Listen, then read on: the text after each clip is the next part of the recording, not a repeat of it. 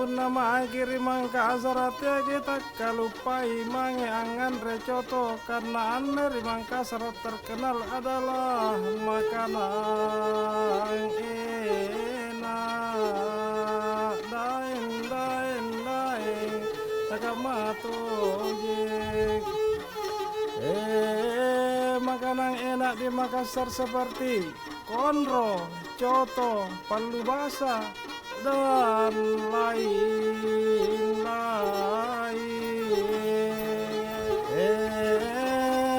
Ini sebagian kecil daripada makanan khas yang ada di Sulawesi Selatan. Lain-lain. Takamatoje.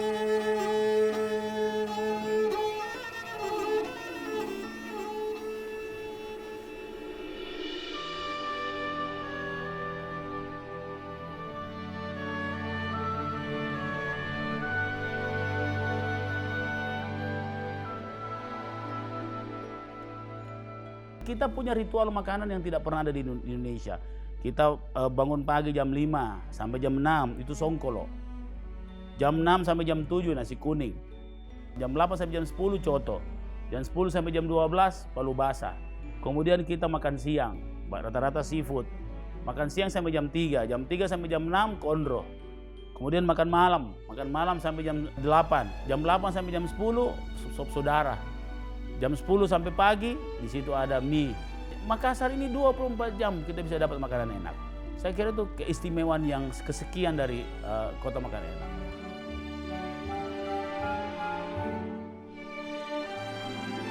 Dari menu masakan, kita bisa menebak waktu.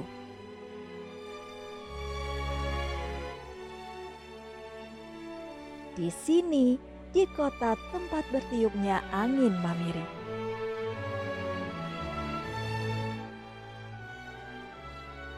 Tak seperti di kota-kota lain, pagi di Makassar terasa sejuk oleh semilir angin laut.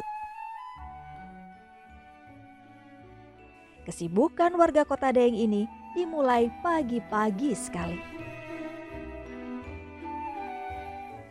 Jika Anda melancong ke kota ini, sembari bersiap untuk beraktivitas, pas rasanya untuk memulai hari dengan kuliner populer berikut.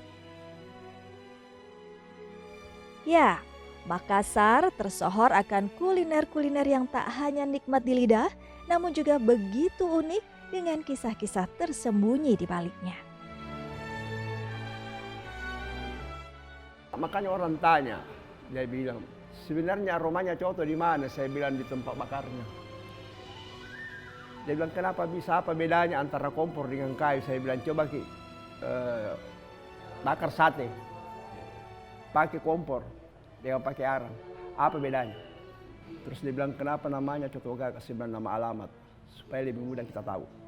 Jadi, saya bilang, kalau coto gaga itu semua orang kenal di mana-mana. Kunjungannya orang mau cari alamat di mana, kalau dibilang coto gaga tahu.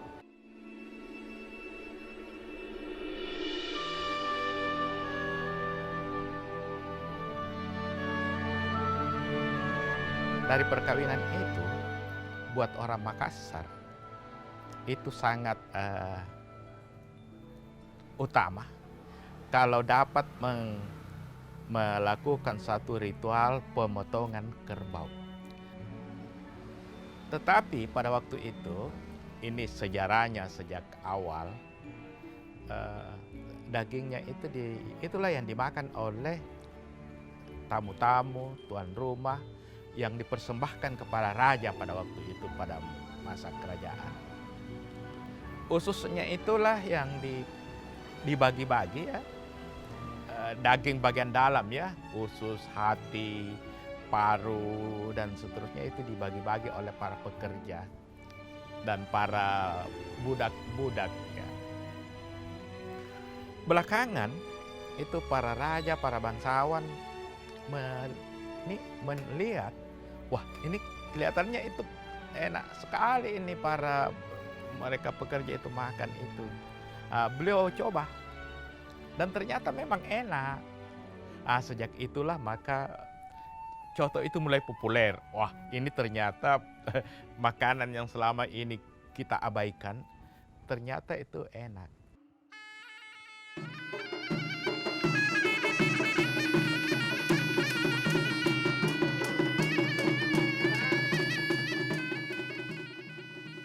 Berkunjung ke kota Makassar belum lengkap kalau belum menjajal uniknya lorong-lorong cantik yang digagas oleh Wali Kota Muhammad Ramdan Pomanto. Spot yang dikenal dengan istilah long wish atau lorong wisata ini dibangun dengan konsep Instagramable dan terdapat berbagai seni mural. Tak hanya itu, lorong yang semula identik dengan sempit dan kotor kini berhasil disulap menawan.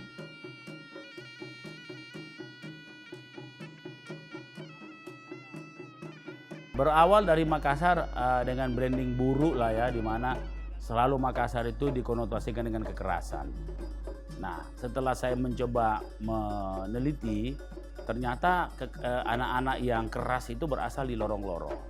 Kemudian kami mencoba melihat secara anatomi. Ternyata lorong itu adalah sel kota, sama dengan sel tubuh kita. Kalau dia sakit, kota ini sakit. Kalau kita tidak memperhatikan sel kita, kesehatan sel kita hanya make up kota ini, maka kota ini akan sewaktu-waktu bisa kolaps karena selnya tidak sehat. Maka kita ingin membangun kota ini mulai dari sel. Nah, jadi kira-kira from abandoned LA to tourism LA. Jadi bagaimana mereka lebih cerdas melihat dunia lewat dari lorong.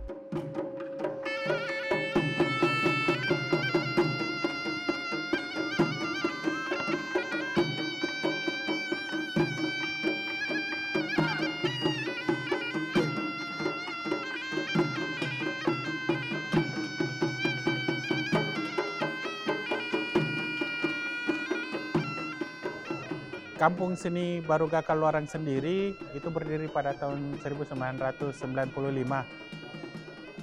Sebelum ada program lorong wisata dicanangkan oleh Bapak Wali Kota Makassar. Tapi setelah Bapak Wali Kota mencanangkan lorong wisata, Kampung Seni Baruga Kaluaran ini dan lorongnya disupport penuh oleh pemerintah kota, mulai dari renovasi sanggar, terus infrastruktur, UMKM, dan masyarakatnya sendiri itu diberikan beberapa program-program pengembangan kapasitas, termasuk adik-adik yang ada di lorong wisata ini diberikan juga beberapa program oleh pemerintah Kota Makassar dan melalui beberapa dinas gitu, dan kecamatan, kelurahan. Jadi di lorong wisata ini, di Kampung Seni Baruga Kaluaran ini juga itu sinergitas antara masyarakat, pelaku seni, dan UMKM, dan pemerintah itu berjalan dengan baik.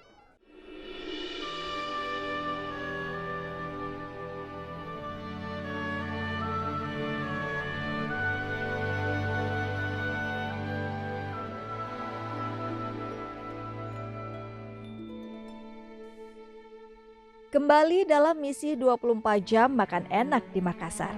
Kali ini untuk menawar terik matahari di langit Makassar, ada salah satu kuliner yang tak kalah populer. Konon, makanan berkuah satu ini jadi favorit untuk santapan siang.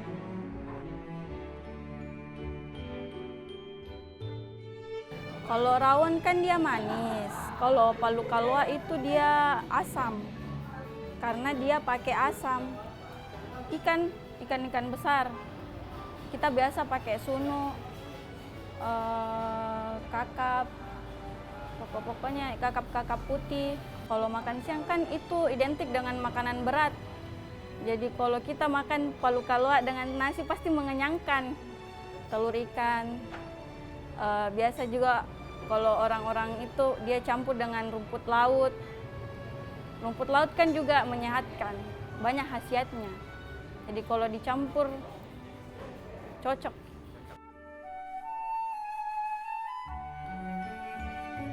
Ini sejak dulu ya, orang Makassar, makanan sehari-hari itu adalah ikan.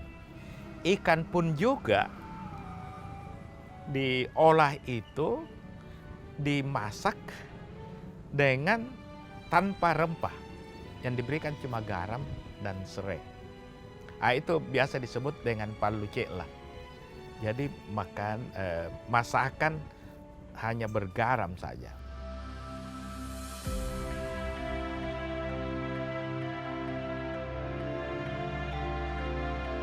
Perut kenyang berarti saatnya lanjut jalan-jalan. Yuk intip Desa Lantebung yang merupakan penerima Anugerah Desa Wisata Indonesia 2023. Desa ini menjadi salah satu dari 75 desa wisata terbaik berkelas dunia yang ada di Indonesia. Selain memiliki keindahan hutan mangrove-nya, Lantebung juga memberikan dampak positif bagi lingkungan serta peningkatan perekonomian masyarakat dengan pengembangan UMKM-nya.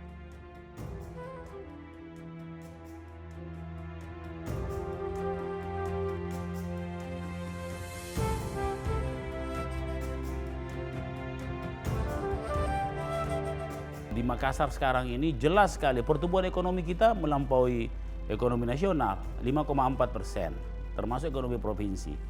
Inflation rate kita sudah sangat baik 2,54%, artinya masuk dalam minus 3%.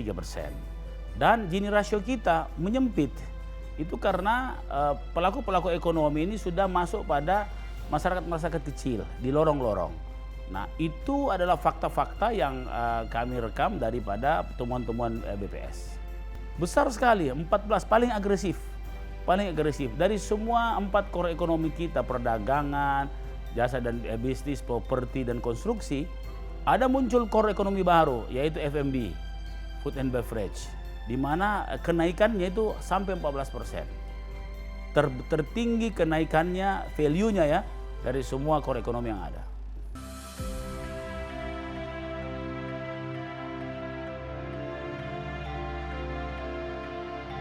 Menyambut petang, Makassar masih punya kejutan untuk memuaskan lidahmu. Sambil bersenda gurau menyaksikan matahari terbenam di Pantai Losari, kenikmatan kuliner pisang epek jangan sampai terlewatkan. Bukan cuma rasanya, lokasi nongkrong khas anak muda Makassar ini juga wajib masuk dalam daftar petualangan kulinermu. Puas menikmati kudapan, sajian mie yang telah melegenda turun-temurun ini paling cocok untuk dinikmati malam hari. Mie Awa namanya. Mie satu ini terasa spesial dengan isian yang didominasi oleh daging ayam. Mie Awa merupakan perpaduan antara ifu mie dengan capcay. Namun penyajiannya ada yang dibuat terpisah antara mie dengan lauk pauk beserta kuahnya.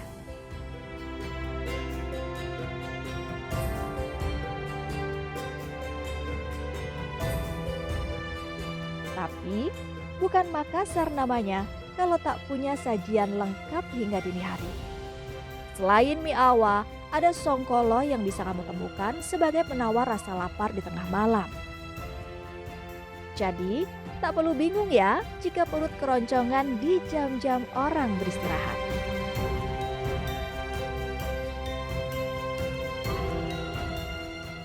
Dalam pertumbuhan ekonomi yang diukur oleh BPS, terlihat jelas bahwa agresivitas core ekonomi food and beverage begitu agresif, di mana ada kenaikan 14% di tahun 2022 dari setelah kita mencanangkan Kota Makan Enak itu.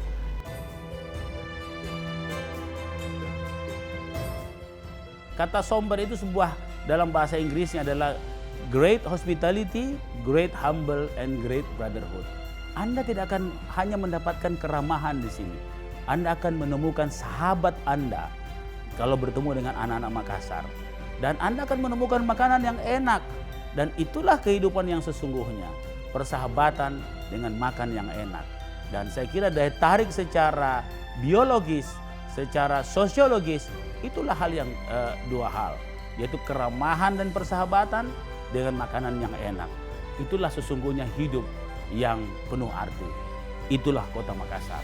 Kota Makan Enak, Somber and Smart City.